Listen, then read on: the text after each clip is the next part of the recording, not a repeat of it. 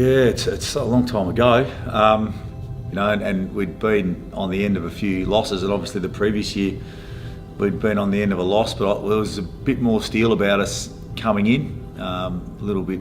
I think the feel was, there was something undone.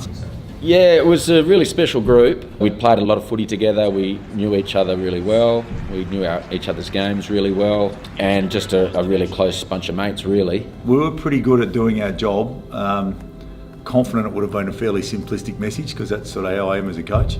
But really, the players, I genuinely believe this, the players win them, and our players won it that day. Yeah. Certainly, grand finals are a different kettle of fish. 90% of your best isn't going to get the job done, and it really does take some special efforts across the board. And the thing I remember most is Brett Jones just coming out early, and poor Clancy Wheeler just didn't see him coming, and I reckon that really, and I certainly felt it, and it'd be interesting talking to the players, that was a moment where we thought, okay, we're here, we're ready for business. That was probably the real standout moment for me. Gives it at short quarters there to Phelan. Wheeler is ironed out in a huge hit.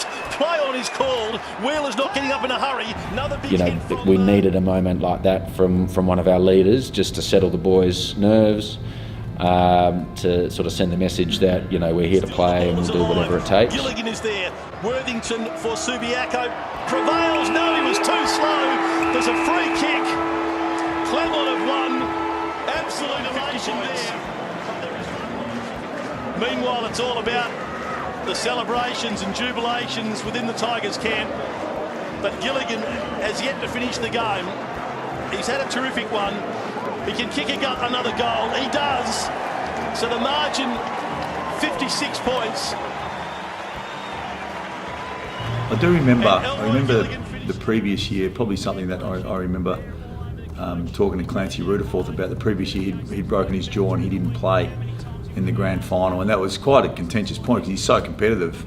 And him and I, we had some interesting times. But I remember saying to him, mate, it's okay, because I've seen you and I holding that cup. I've seen it, and it was just really nice at the end to be able to stand up and hold the cup with the bloke who I hold in the highest esteem. No, it's a great story. Look, and as I said, when you come off what they come off last year, a close loss in the grand final, sometimes you don't get an opportunity to redeem yourself. They've got an opportunity 12 months later, and so it's pretty special for those players that were involved last year, also for the coach Simon McPhee, but particularly for your supporters. Relief was probably the first word that came to mind when the siren went in 2011 and we'd won. 2010 still keeps me awake at night a little bit, but I think sometimes you got to lose one to recognise how special it is to win one. So definitely can't complain with how it all panned out. Number 8, Andrew Brown. He was the acting captain last year, had to get up on stage and present a very disappointing, the speech wasn't disappointing, but he would have been very disappointed, I'm sure, today. A Premiership medal. The joy of the players, that's why you coach. You coach to be part of something great and to see people do well and achieve. And once again, the feeling in the rooms and the joy of the players, that's why you coach. That's what I remember most. Yeah, just a terrific feeling. It's hard to describe, I think, when you've had a long footy career and never won a flag, to get one towards the end.